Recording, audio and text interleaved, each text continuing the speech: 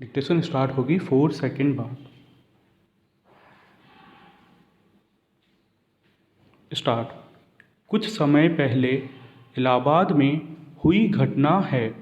मेरे पड़ोस की एक महिला की मौत गर्भावस्था के दौरान पैदा हुई दिक्कतों के कारण हो गई।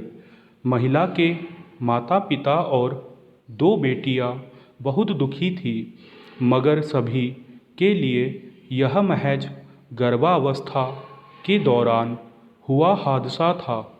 उनका ऐसा मानना इसलिए था कि हमारे देश में स्त्रियों के साथ ऐसा अक्सर होता है, मगर मेरी नज़र में यह महज हादसा नहीं था।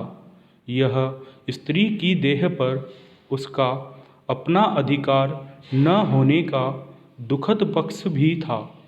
वह एक पढ़ी लिखी लड़की थी, सरकारी नौकरी कर रही थी, 2 बेटियों की माँ थी, मगर पति और ससुराल वालों की ओर से बेटे के लिए लगातार दबाव बनाया जा रहा था। बेटे की चाह में उस महिला ने 7 बार गर्भ धारण किया, मगर हर बार कुछ हफ्तों या महीनों में उसके गर्भ में कुछ कमी आ जाती। इस बार भी यही हुआ था, मगर 8वें महीने में महिला के शरीर में खून की पहले ही कमी थी। इससे पहले कि ऑपरेशन कर बच्चे को बाहर निकाला जाता, महिला की सांसें थम चुकी थी। पैरा। यह सिर्फ किसी एक महिला की त्रासद मगर सच्ची कहानी नहीं है। हमारे देश में हर तीसरी औरत इस त्रासदी का शिकार है। औरतों को अपनी मर्जी से गर्भ धारण करने, उसे हटाने या फिर संबंध बनाने की स्वतंत्रता नहीं है। यहाँ तक कि नसबंदी, खतना और कौमार्य परीक्षण जैसे मसलों पर भी उनकी इच्छा पूछना जरूरी नहीं समझा जाता। इन स्थितियों की पुष्टि करते हुए संयुक्त राष्ट्र जनसंख्या कोष यानी UNFPA ने अपनी एक रिपोर्ट में शीर्षक से जारी की है। इस रिपोर्ट में 57 देशों की महिलाओं पर होने वाले यौन हमलों का जिक्र किया गया है। इन देशों की आधा से ज़्यादा महिलाओं को अपने शरीर से जुड़े मामलों में फैसले लेने का अधिकार नहीं है। मेरे पड़ोस की वह महिला ऐसे ही अधिकारों से वंचित महिला का उदाहरण है। उसकी मौत की खबर मिलने पर मेरे जहन में पहला प्रश्न यही कौंधा था कि आखिर किस मजबूरी में उसने 8 बार गर्भ धारण करने का जोखिम उठाया होगा। क्या हर गिरते गर्भ ने उसे अपने शरीर को लेकर अपना फैसला खुद करने के लिए चेतावनी नहीं दी होगी, मगर अफसोस कि उस महिला को अपने शरीर को लेकर किए जाने वाले फैसले लेने का भी अधिकार नहीं था शायद, जिसकी परिणति सबसे अधिक उसकी 2 मासूम बेटियों को भुगतनी पड़ेगी। पैरा। दरअसल हमारे पितृसत्तात्मक समाज का ढांचा ही ऐसा बुना हुआ है कि स्त्री को अधिकतर मामलों में फैसले लेने का हक नहीं है, फिर चाहे वह देह से जुड़ा हो या जायदाद से। जब कोई स्त्री गर्भ धारण करती है या अंतरंग संबंध बनाती है तो वह अपने शरीर की उपयुक्तता के बारे में नहीं सोचती, बल्कि परिवार, समाज की परंपरा और पति की इच्छा का ध्यान रखती है। ऑपरेशन से प्रसव यानी बच्चा पैदा होने के बाद डॉक्टर अगले गर्भधारण में कम से कम 3 वर्ष का अंतराल रखने की सलाह देते हैं, मगर महिलाएं इन बातों को लेकर अधिक गंभीर नज़र नहीं आती। पैरा ग्रामीण इलाकों में कम उम्र में ब्याही गई लड़कियां भी शादी के कुछ महीने बाद ही गर्भवती हो जाती है। न तो उनका परिवार और न ही वे खुद अपनी कच्ची देह के बारे में सोचती है।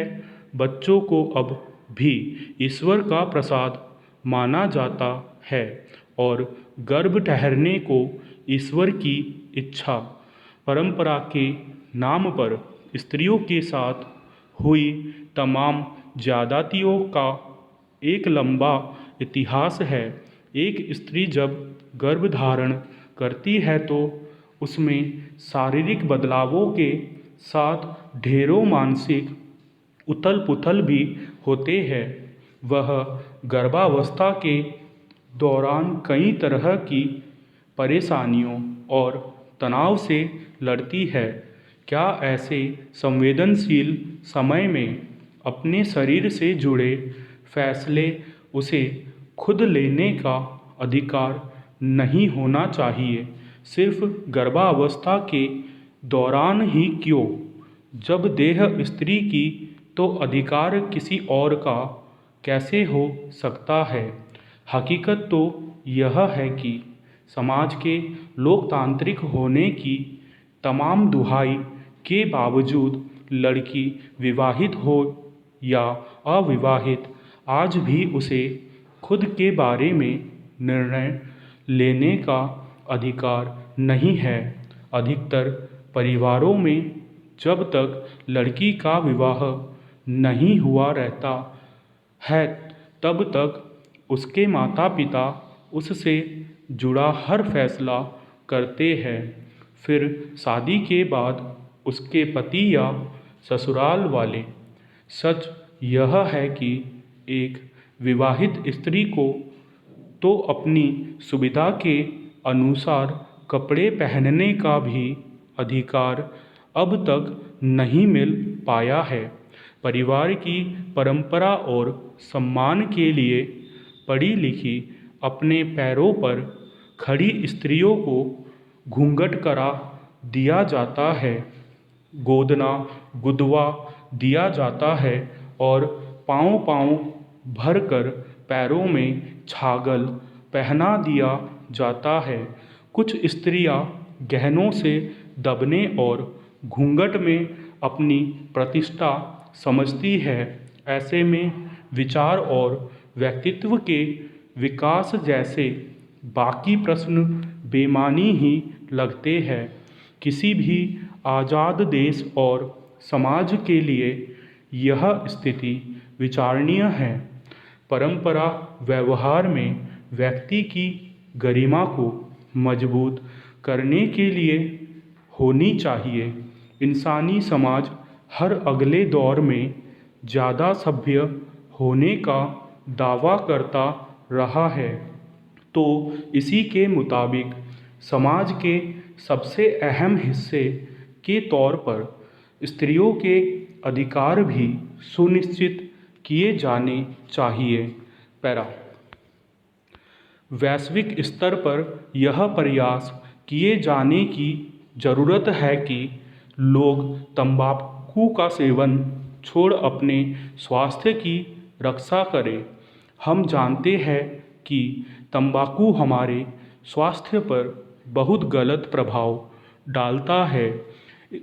इस कारण हमारे स्वास्थ्य में गिरावट होने लगती है।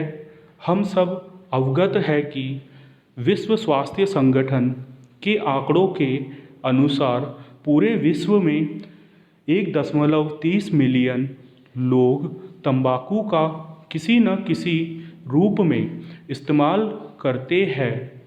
इसलिए इन लोगों पर नियंत्रण करने के लिए और तंबाकू के बढ़ते दुष्प्रभाव को रोकने के लिए यह ज़रूरी है कि इसके बढ़ते प्रयोग पर कठोर नियंत्रण किया जाए।